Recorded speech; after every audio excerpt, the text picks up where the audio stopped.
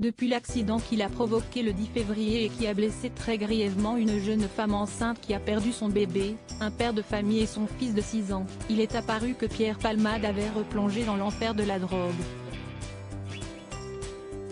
L'humoriste de 54 ans a été testé positif à la cocaïne et aux produits de substitution après le drame. Placé en détention provisoire par la Cour d'appel de Paris ce lundi 27 février, le comédien se trouve toujours à l'hôpital pour le moment, où il récupère d'un AVC et suit un programme de sevrage. BFM TV a eu accès, grâce à une source proche de l'enquête, aux déclarations de Pierre Palmade lors de ses auditions à la suite de l'accident.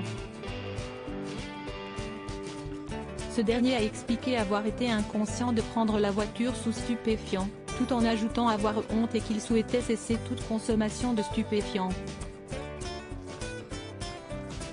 Pourtant, il a aussi reconnu avoir lâché l'affaire il y a un an sur son addiction. Pierre Palmade, Muriel Robin, Michel Larocque, Véronique Sanson.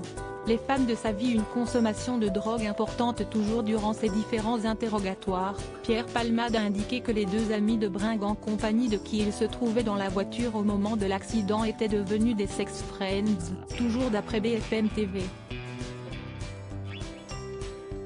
Il a aussi confirmé que les trois hommes étaient partis faire des courses. Conscient du danger que prendre son véhicule sous stupéfiants représentait, celui qui s'est disputé avec sa grande amie Muriel Robin a confié « Je suis dangereux à cause de la drogue, je suis un chic type, je suis quelqu'un de bien ».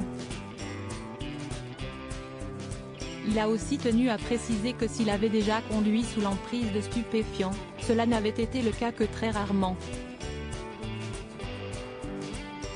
Pierre Palmade a aussi raconté aux enquêteurs qu'il avait découvert une drogue de synthèse, proche de la cocaïne, la 3-MMC, il y a 2 ans, et qu'il en était désormais dépendant, au point d'être désormais incapable de travailler.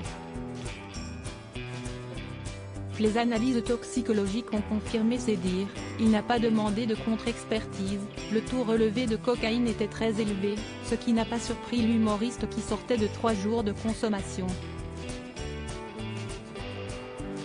Les passagers de sa voiture auraient indiqué aux enquêteurs que leur acolyte aurait consommé environ 8 injections de 3-MMC entre midi et le moment de l'accident, en plus d'un peu de cocaïne et de 2 verres de Get 27. Article écrit en collaboration avec 6 médias Crédit Photo, Lionel Guéricola /MPP Sipa.